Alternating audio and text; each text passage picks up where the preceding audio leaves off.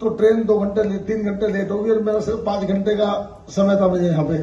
तो मेरे पे 1 या 1.5 घंटा बचा। तो मैंने फोन पे कहा महाराज जी मैं तो दर्शन कर नहीं पाऊंगा, मैं तो स्टेशन पर उतरूंगा दूसरी ट्रेन से और दूसरी में चढ़ जाऊंगा। तो महाराज जी मोटरसाइकिल लेके आ गए वहीं पे और गलियों गलियों में घुमा के दर्शन करा के स्टेशन में छोड़ गए। तो और हमारा सौभाग्य भी रहा कि महाराज जी हमारा जो ऊपर वाला कमरा उन्हें भोले के नाम अर्पित तो समर्पण किया है। 2 बार वहां भी पधार चुके हैं, 2 बार रहे हैं। और कुंभ जो मेला लगा प्रयागराज में, महाराज जी ने कभी टेंट लगा हुआ था वहां और इनके आशीर्वाद से हमारे भी लगा हुआ था। और इस बार बाबा जी कुंभ में फिर प्रयास कर रहे हैं टेंट लगाने की और भोलेनाथ की कृपा रहेगी।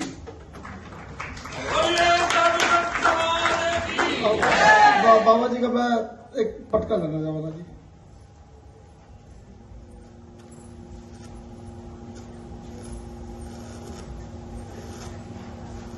बस जोरदार तालियां बजाएंगे महाराज जी के लिए।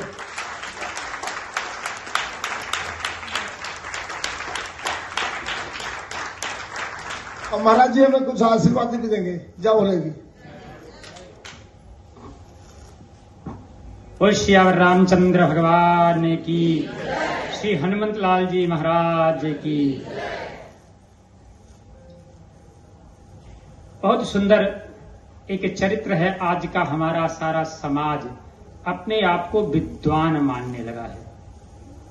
मैं कहता हूं जब मैं मूर्ख थे तभी अच्छे थे, अन्यथा मत लीजिएगा। आप सब भगवान राम की पावन धरा अयोध्या में विराजमान है। शिक्षा होता क्या है?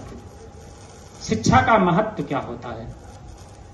शिक्षा का मतलब हुआ हमारे अंदर विराजमान अंधकार को जो प्रकाश में बदल दे। आप सब चिंतन कीजिएगा, आपके घर का बच्चा जब तक अशिक्षित था तब तक आपके पास था।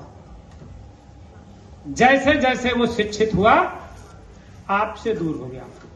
क्या विडंबना है! और इससे हर व्यक्ति पीड़ित है। हमारी शिक्षा क्या थी? भगवान राम के बारे में शिक्षा का आया है, एक नामकरण कर दिया है। बाकी हमारी प्राचीन पद्धति क्या थी? कहीं भी आप लोगों ने रामायण पढ़ा होगा, सुना होगा, देखा होगा। भगवान राम का चरित्र बाल लीला उन्होंने सुंदर किया, लेकिन गोस्वामी जी का चरित्र देखिए कितना तेज कैमरा था कि जब वो पढ़ने गए उसके बाद उनके जीवन में परिवर्तन आया। गुरु गृह पढ़न गए रघुराई, अल्पकाल विद्या सब पाई।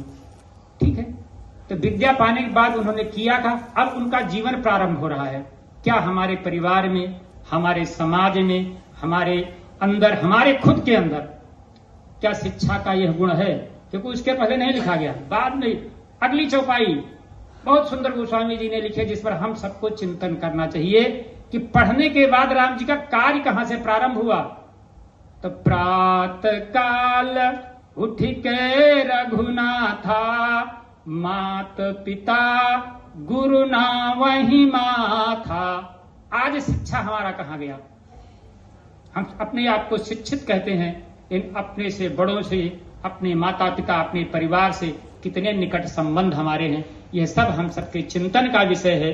कहीं ना कहीं अगर हम इस पर आज के समय में चिंतन नहीं करेंगे तो आने वाली पीढ़ियां हमको कदापि माफ नहीं करेंगी।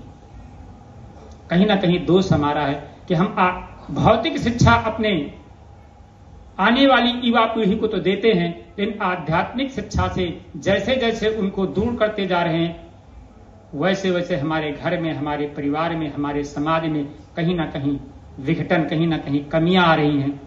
जब तक आपका बच्चा, हम सबका बच्चा अशिक्षित होता है, कम पढ़ा लिखा होता है, माँ बाप के पास होता है, माँ बाप का आदर करता है, सम्मान करता है, और जैसे वो बीटेक एमटेक हुआ तैसे हाय हाय बाय बाय करता है। सिखाया इसको किसने? कहीं ना कहीं हम सब दोषी हैं और इस पर चिंतन करना चाहिए। कहीं ना कहीं हमारी प्राचीन पद्धति भौतिक शिक्षा के साथ साथ आध्यात्मिक शिक्षा बहुत जरूरी है। अगर आध्यात्मिक शिक्षा नहीं होगी तो हमारा पूरा परिवार, हमारा पूरा समाज कहीं ना कहीं विघटित हो जाएगा। और आप सब ऐसे पावन धरा पे बैठे हुए हैं जहां केवल और केवल जोड़ने का काम किया गया है, तो कहीं ना कहीं हम सब अपने मन में, अपने हृदय में इस चिंतन को करते हुए आने वाली अपनी पीढ़ी को आध्यात्मिक शिक्षा, भौतिक शिक्षा हमारा जरूरी है जीवन यापन के लिए, लेकिन जीवन यापन के लिए मेरा होना जरूरी है।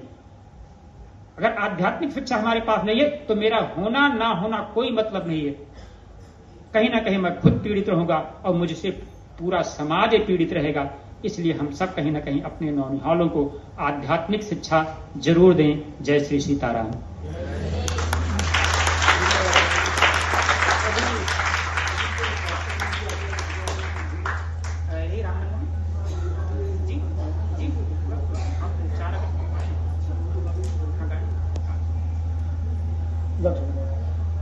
अभी पिछले 72 दिन लगातार, अभी मेरे ख्याल महाराज जी 5-7-10 दिन पहले ही आए हैं, 72 दिन तक ये 2 छोटी बसें टेम्पो ट्रैवल लेके गए थे।